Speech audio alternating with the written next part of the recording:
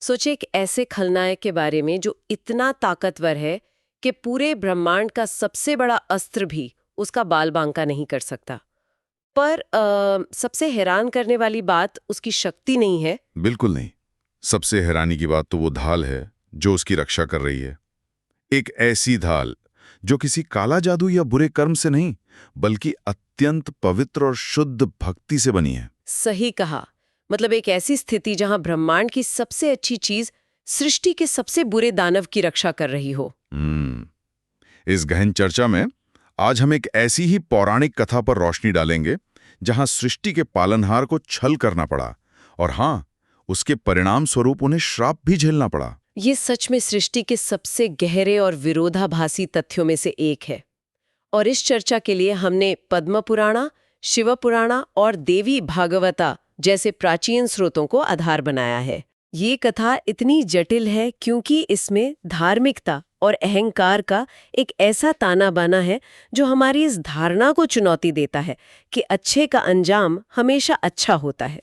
वही तो, ये कथा दिखाती है कि कभी-कभी ब्रह्मांड के नियम बहुत अजीब तरीके से काम करते हैं। और इस कथा के अंत में दो ऐसी चीजों का जन्म होता है जो आज भारत के लगभग हर आंगन और पूजा घर का हिस्सा हैं। एक पवित्र पौधा और एक पत्थर जिन्हें हम तुलसी और शालिग्राम के रूप में जानते हैं। पर वहां तक पहुंचने के लिए हमें इस कथा की शुरुआत में जाना होगा। एक ऐसे समय में जहां देवताओं के अहंकार और एक ऋषि के क्रोध ने इस पूरे ब्रह्मांडीय नाटक का बीज बोया था। देवताओं पर श्राप और वहां से एक दानव का जन्म, ये कड़ी आपस में कैसे जुड़ती हैं? क्योंकि स्रोत बताते हैं कि कहानी एक माला और ऋषि दुर्वासा से शुरू होती है। हाँ, तो पौराणिक कथाओं में ऋषि दुर्वासा अपने अत्यधिक गुस्से के लिए जाने जाते हैं। देखिए, एक दिन उन्हें अत्यंत दिव्य और सुगंधित फूलों की माला मिली। उन्होंने सोचा कि ये माला स्वर्ग के राजा इंद्र को भेंट की जानी चाहिए। अच्छा, पर इंद्र तो अपने अहंकार में थे। उन्होंने शायद उस दिव्य माला का सम्मान नहीं किया होगा। बिल्कुल वही हुआ। जब उन्होंने वो माला इंद्र को दी, तो इंद्र ने अपने अहंकार में उसे अपने हाथी ऐरावता के माथे पर रख दिया। हाथी ने उस माला को सूंड से उतारा और पैर तले कुचल दिया। बाप रे, ये तो सीधी तौर पर ऋषि के आशीर्वाद का अपमान था। सही पकड़ा। और इस क्रोध में आकर दुर्वासा ने श्राप दिया कि जैसे इंद्र ने ऐश्वर्य के अहंकार में उनका अपमान किया है, वैसे ही तीनों लोकों का ऐश्वर्य नष्ट हो जाएगा। एक छोटी सी भूल या कहूं एक अहंकार भरा कदम और पूरे स्वर्ग की शक्ति छिन गई। देवता शक्तिहीन हो गए। पर इसमें भगवान शिव और उस दानव के जन्म का क्या लेना देना है? अब जब देवता शक्तिहीन हुए, तो असुरों ने स्वर्ग पर आक्रमण कर दिया। इस भयंकर युद्ध और अराजकता को देखकर भगवान शिवा अत्यंत क्रोधित हो गए। शिव पुराण बताता है कि शिव का क्रोध कोई साधारण भावना नहीं है। वही जो उनके तीसरे नेत्र से निकलता है, एक भयंकर सृष्टि को भस्म कर देने वाली अग्नि। हाँ, जब वो अग्नि निकली तो वो इतनी प्रचंड थी कि पूरे ब्रह्मांड को जला सकती थी। सृष्टि की रक्षा के लिए उस क्रोधाग्नि को कहीं तो भेजना था जहां वो शांत हो सके। इसलिए उसे समुद्र में फेंक दिया गया। एक सेकंड, तो यहाँ आग और पानी का मिलन हो रहा है? शिवा की भस्म करने वाली अग्नि और समुद्र का अनंत जल। बिल्कुल। और इन दोनों ज्वलंत और शांत शक्तियों के मिलन से समुद्र के गर्भ से एक अत्यंत शक्तिशाली बालक का जन्म होता है। क्योंकि उसने जल को धारण किया था, इसलिए उसका नाम रखा गया जालंधर। जलंधर, जिसके भीतर शिव का क्रोध और असुरों का आक्रामक स्वभाव दोनों मौजूद थे। और फिर समुद्र ने इसे अपना पुत्र माना और इसका लालन पालन किया। हाँ, और आगे चलकर समुद्र ने दैत्यराज कलिनेमी की पुत्री वृंदा से उसका विवाह करवाया। और यहाँ एंट्री होती है इस कथा के सबसे मुख्य किरदार की। वृंदा की कहानी बहुत दिलचस्प है। वो दैत्य कुल में जन्मी जरूर थी, परंतु वह भगवान विष्णु की परम भक्त थी और विवाह के बाद वह एक आदर्श पतिव्रता स्त्री बन गई। पर यहाँ हमें इस पतिव्रता शब्द को ठीक से समझना चाहिए। आम भाषा में लोग इसे सिर्फ एक निष्ठावान पत्नी समझ लेते हैं, पर पौराणिक संदर्भ में ये कोई साधारण निष्ठा नहीं थी। वही तो मुझे पूछना था। इसके पीछे एक पूरा ब्रह्मांडीय विज्ञान काम कर रहा था ना, एक तरह का फोर्स फील्ड। आपने बिल्कुल ठीक शब्द चुना। पौराणिक कथाओं में तपस्या एक ऐसी ऊर्जा है जो कठोर नियम और अटूट निष्ठा से पैदा होती है। जब वृंदा ने पतिव्रता धर्म का पालन किया, तो वो एक कठोर नियम का अनुष्ठान कर रही थी। तो उसकी भक्ति और व्रत में इतनी शुद्धता थी कि उसने एक वास्तविक अदृश्य ऊर्जा पैदा कर दी। इस तपोबला ने जलंधर के चारों ओर एक सुरक्षा कवच बना दिया। सही कहा। जब तक वृंदा की निष्ठा और उसका अनुष्ठान कायम था, ब्रह्मांड की कोई शक्ति, यहां तक कि देवता भी जलंधर को युद्ध में परास्त नहीं कर सकते थे। ये तो सच में एक सिस्टम के सबसे बड़े लूप होल जैसा लगता है। मतलब जलंधर खुद अहंकारी है, गलत काम कर रहा है, लेकिन उसकी पत्नी की कार्मिक शक्ति इतनी ज्यादा है कि ब्रह्मांड का न्याय सिस्टम जलंधर को छू भी नहीं सकता। यही नैतिक द्विविधा इन कथाओं की आत्मा है। वृंदा का कर्म बिल्कुल शुद्ध था, पर उसका प्रभाव एक अहंकारी असुर को और ज्यादा निरंकुश बना रहा था। जलंधर को पता चल गया था कि जब तक उसकी पत्नी ध्यान में बैठी है, वो अजय है। और इसी अहंकार में चूर होकर उसने वही किया जो हर दैत्यराव करता है। उसने हदें पार कर दी। उसका दुस्साहस छोटा मोटा नहीं था। उसको लगा कि वो समुद्र का बेटा है, तो समुद्र की हर चीज पर उसका हक है। उसने सीधे स्वर्ग पर आक्रमण कर दिया और देवताओं को हराकर स्वर्ग पर कब्जा कर लिया। और बात सिर्फ यहीं तक नहीं रुकी। जब नारद मुनि ने उसके सामने माता पार्वती के सौंदर्य का बखान किया, तो उस अहंकारी ने सीधे भगवान शिवा से पार्वती जी की मांग कर दी। क्या बात कर रहे हैं? उसने सच में अपना दूत भेजा और कहा कि एक योगी को इतनी सुंदर पत्नी की क्या जरूरत है? हाँ, उसने अपना क्रोध वापस उसी स्रोत पर मोड़ दिया जहां से वो पैदा हुआ था, भगवान शिवा पर। शिवा ने क्रोधित होकर उस दूत को भगा दिया और जलंधर ने कैलाश पर आक्रमण कर दिया। युद्ध चल रहा था और दूसरी तरफ जब जलंधर को लगा कि शिवा को हराना मुश्किल है, तो उसने अपनी मायावी शक्तियों का इस्तेमाल किया। उसने सृष्टि के नियम भूलकर स्वयं भगवान शिवा का रूप धारण किया और पार्वती जी के पास पहुंच गया। वो उन्हें छलना चाहता था। एक असुर सृष्टि की आधी शक्ति को छलने चला था, लेकिन पार्वती जी को मूर्ख बनाना नामुमकिन था। उन्होंने अपनी योग माया से उसे तुरंत पहचान लिया। थोड़ा इस पर रोशनी डालिए कि योग माया आखिर है क्या, जो असुरों के भेष को इतनी आसानी से भेद देती है। देखिए, योग माया ईश्वर की वो जागरूक शक्ति है जो भ्रम और सच के बीच का अंतर आसानी से देख सकती है। यह सृष्टि की आंख है जो रूप के पीछे छुपी भावना को पहचान लेती है। तो जलंधर ने शक्ल तो शिवा की बना ली थी, पर उसकी भावना अहंकार से भरी थी। पार्वती जी की योग माया ने उस भावना को पकड़ लिया और वो वहां से अंतर्ध्यान हो गई। और जलंधर की ये कोशिश उसकी सबसे बड़ी गलती साबित हुई।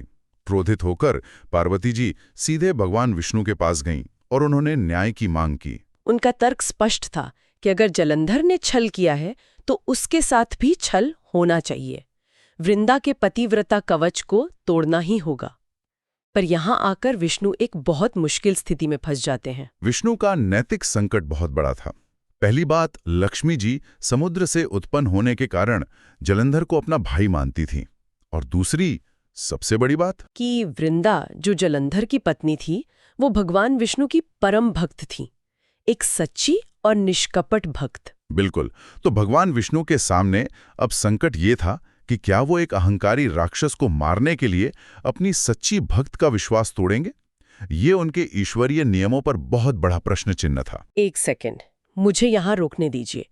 भगवान विष्णु धर्म के रक्षक हैं, लेकिन दूसरे की पत्नी को धोखा देना, उसका विश्वास तोड़ना, वो भी एक भेरूपिये का रूप धारण करके, ये ईश्वरीय नियम के पूरी तरह खिलाफ नहीं लगता? एक आम इंसान की नजर से देखा जाए तो ये सीधे तौर पर एक पाप लगता है, पर पौराणिक कथाएं इस नैतिक दुविधा को बहुत गहराई से देखती हैं। यहाँ विष्णु का संकट मैक्रो और माइक्रो धर्म के बीच का संघर्ष था। थोड़ा आसान शब्दों में बताएं। देखिए, व्यक्तिगत रूप से वृंदा के साथ छल करना एक भयंकर नैतिक अपराध था और विष्णु ये जानते थे। लेकिन दूसरी तरफ ब्रह्मांडीय संतुलन था। एक असुर को बचाने के लिए पूरी सृष्टि को अत्याचार में जलने के लिए नहीं छोड़ा जा सकता था। सृष्टि को बचाना पालनहार का सबसे बड़ा धर्म है, इसलिए उन्होंने ये कठोर कदम उठाया, इस बात को जानते हुए कि इसका पूरा पाप और कलंक उनके ऊपर ही आएगा। और उस कलंक की शुरुआत छल से हुई। जब शिवा और जलंधर का घोर युद्ध चल रहा था, वृंदा अपने आंगन में पूजा में लीन थी। स्रोत बताते हैं कि उसने एक रात बहुत बुरा सपना देखा, जिसमें उसने अपने पति को बिना सिर के आग में झुलसते हुए देखा। वो बहुत घबरा गई, अपना महल छोड़कर जंगल की तरफ भागी। वहां उसके रथ पर 2 मायावी राक्षसों ने हमला कर दिया, जिन्हें एक साधु ने आकर भस्म कर दिया। वो साधु और कोई नहीं, स्वयं भगवान विष्णु थे। वृंदा ने उन साधु के चरण पकड़ लिए और अपने पति के जीवन के बारे में पूछा। अचानक वहां 2 वानर जलंधर के धोते हुए शीश और धड़ को लेकर आए। साधु ने अपनी शक्ति से उस शव को पुनर्जीवित कर दिया और जलंधर उठ खड़ा हुआ।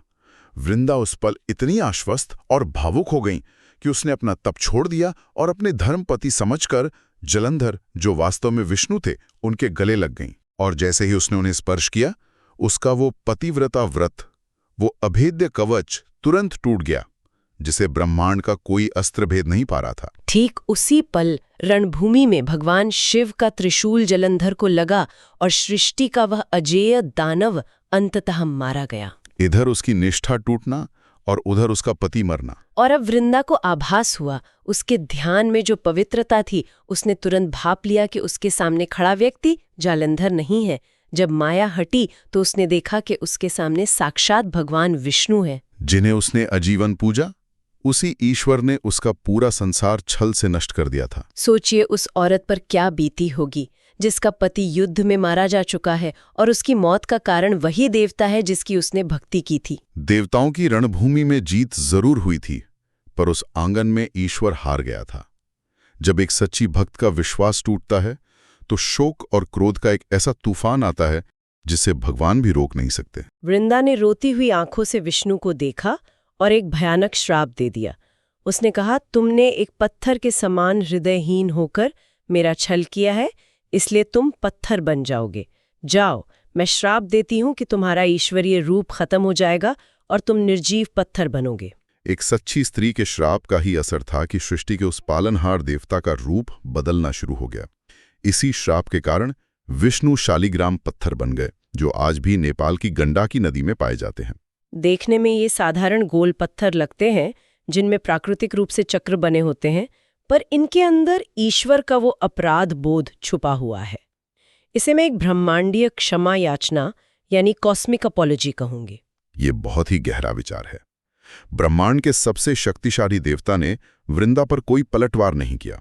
उन्होंने अपनी सच्ची भक्त के गुस्से को पूरी खामोशी के साथ एक प्रायश्चित के रूप में स्वीकार कर लिया। ये बताता है कि ईश्वर से बड़ा उनका भक्त होता है और न्याय के नियम उनके लिए भी बराबर हैं। उसके बाद वृंदा ने अपने असली पति जलंधर के कटे हुए शीश को गोद में रखा और खुद को योगाग्नि में भस्म कर लिया। वो सती हो गई। एक दर्दनाक और रुला देने वाला अंत।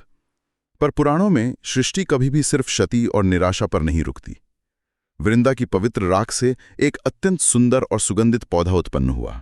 भगवान विष्णु उसके निष्कपट प्रेम और बलिदान से इतने भारी हृदय थे कि उन्होंने उस पौधे को देखते ही एक ऐलान किया। उन्होंने उसे नाम दिया तुलसी, यानी जिसकी किसी से तुलना न की जा सके। हाँ, विष्णु ने वरदान दिया कि आज के बाद दुनिया में कोई भी पूजा तब तक स्वीकार नहीं होगी जब तक उसमें तुलसी के पत्ते शामिल ना हों। एक मायने में विष्णु ने उस क्षतिग्रस्त भक्त को अपनी अर्धांगिनी माता लक्ष्मी के समान ऊंचा स्थान दे दिया। तो इस पूरी कथा को अगर हम देखें तो समझ आता है कि एक भक्त की पीड़ा, एक राक्षस का अहंकार, ईश्वर का छल और क्षमा, ये सब कैसे हमारी जिंदगी का हिस्सा बन गए हैं। इस दुख का अंत केवल शोक में नहीं हुआ, हिंदू धर्म ने इसे एक अनंत उत्सव में बदल दिया, जिसे आज हम तुलसी विवाह कहते हैं। विष्णु ने सिर्फ तुलसी को सर्वोच्च स्थान नहीं दिया, बल्कि कहा कि शालिग्राम के रूप में उनका हर साल तुलसी से पुनर्विवाह होगा। ये एक प्रतीक है ईश्वर की उस कॉस्मिक अपॉलॉजी का, जिसे हर साल दोहराया जाता है। हर साल कार्तिक मास में, विशेषकर प्रबोधिनी एकादशी से लेकर कार्तिक पूर्णिमा के बीच तुलसी विवाह मनाया जाता है। ये वही दिन है जिसे हम देवोत्थान एकादशी भी कहते हैं, जहाँ चतुर्मास का अंत होता है। ऐसा माना जाता है कि 4 महीने के लिए भगवान विष्णु योग निद्रा में चले जाते हैं, और जब वो जगते हैं तो सबसे पहले अपनी सच्ची भक्त वृंदा, जो अब तुलसी बन चुकी है, उसे अपनाते हैं। तुलसी के पौधे को दुल्हन की तरह सजाते हैं। ईंट का चबूतरा बनता है। तुलसी पर लाल चुनरी, हल्दी और सिंदूर लगाया जाता है। मंडप बनाने के लिए गन्ने और आम के पत्तों का इस्तेमाल होता है। और दूसरी तरफ दुल्हे के रूप में भगवान विष्णु यानी शालिग्राम को रखा जाता है। उन्हें दूध, दही, घी, शहद और शक्कर के पवित्र मिश्रण पंचामृत से स्नान करवाया जाता है। फिर पीले वस्त्र पहनाए जाते हैं। दोनों को आमने सामने रखकर एक सूती धागे से गठबंधन किया जाता है। ब्राह्मण मंत्रोच्चारण करते हैं। महाराष्ट्र में खास तौर पर मंगलाष्टका का गायन होता है और 7 फेरे होते हैं। और इसके पीछे कन्यादान का पुण्य जुड़ा है।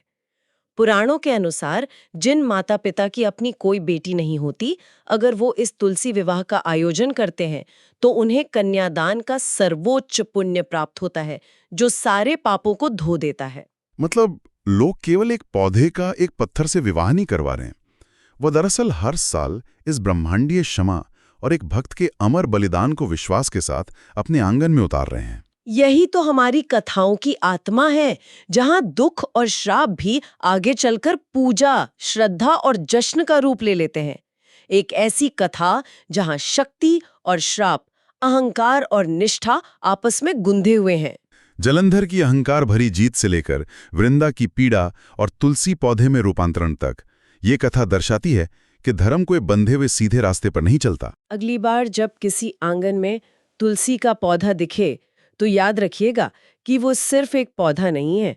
उसकी जड़ें एक ऐसी कथा से जुड़ी हैं जहां एक भक्त की अटूट निष्ठा ने सृष्टि के संतुलन को पल भर के लिए रोक दिया था। उसकी मिट्टी में एक ईश्वर के प्रायश्चित और एक सच्ची स्त्री की तप शक्ति की खुशबू है। इस गहन चर्चा को हम उसी विचार की तरफ लौटाते हुए एक आखिरी सवाल के साथ समाप्त करेंगे। अगर एक साधारण पर सच्ची स्त्री की भक्ति इतनी शक्तिशाली हो सकती है कि वह सृष्टि के सर्वोच्च देवताओं को छल करने पर मजबूर कर दे और अंततः उन्हें श्राप देकर एक जीवन रहित पत्थर में बदल दे, तो थोड़ा रुक कर सोचिए, इस पूरे ब्रह्मांड में, इस अनंत सृष्टि में सच्ची शक्ति आखिर किसके पास है? उस दिव्य देवता के पास जो सृष्टि चलाता है, या उस देवता में अटूट विश्वास रखने वाले उस भक्त के पास?